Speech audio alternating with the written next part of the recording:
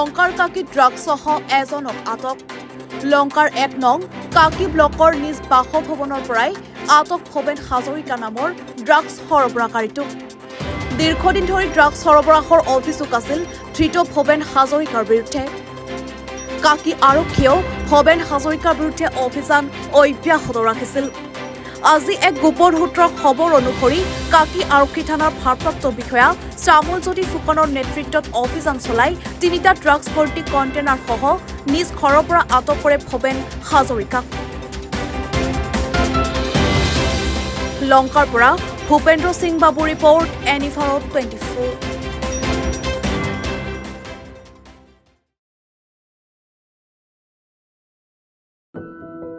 any Bharat 24ৰ প্ৰথম প্ৰয়াস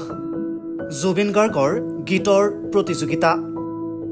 জুবিনৰ গানে কি আনে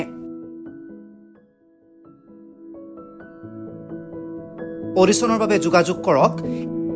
8638661821 আৰু 8812831556 নম্বৰত এনি ভাৰত 24 উদ্যোগত এটা নতুন সংগীতৰ প্ৰতিযোগিতা আয়োজন কৰা হৈছে য'ত মোৰ গানৰ প্ৰতিযোগিতা হ'ব আপোনালোকে তাত প্ৰতিযোগী হিচাপে আহিবলৈ পাৰিব আৰু মোৰ ফালৰ পৰা আন্তৰিক শুভকামনা জনাইছোঁ আৰু অনুষ্ঠানটোৰ নাম হৈছে গানে কি আনে সকলোকে মৰম জনাইছোঁ সকলোৱে আহক ইয়াত অংশগ্ৰহণ কৰক thank you very much love you নমস্কাৰ মই অজয় ফুকন আৰু এইখিনিতে সমূহ এনি ভাৰত চেনেলটোৰ যিসকল কৰ্মকৰ্তা আছে সকলোৰে মোৰ ফালৰ পৰা শুভেচ্ছা জ্ঞাপন কৰিছোঁ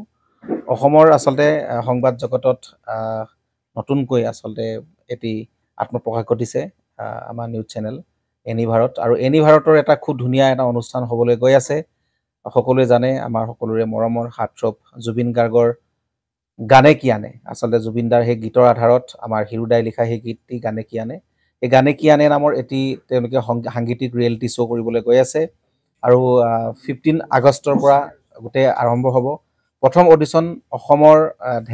ধেমাজি জিলাত আৰম্ভ কৰিব গতিকে সমূহ যিসকল প্ৰতিভা আছে যিসকলে গান ভাল পায় যিসকলে তেওঁলোকৰ নিজৰ প্ৰতিভা আচলতে দেখুৱাব বিচাৰে এই ৰিয়েলিটি শ্ব'ত গানে কি আনে এই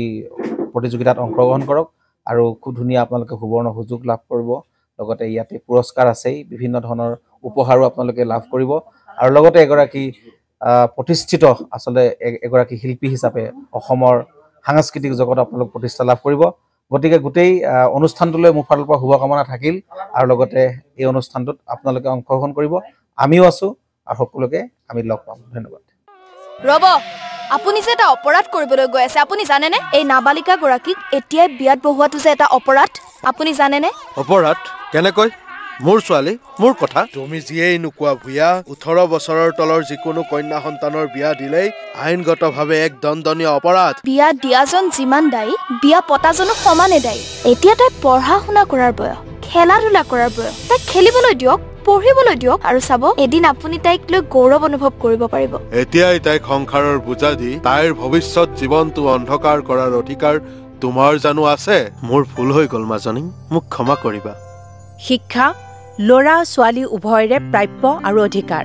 আপোনাৰ কন্যা সন্তানক তাইৰ এই প্ৰাপ্যৰ পৰা বঞ্চিত নকৰাব বাল্য বিবাহ ভাৰতীয় আইনৰ দ্বাৰা বিহিত এক দণ্ডনীয় অপৰাধ এনে অপৰাধ কৰি আপোনাৰ কন্যা সন্তানৰ ভৱিষ্যত অন্ধকাৰৰ মাজলৈ ঠেলি নিদিব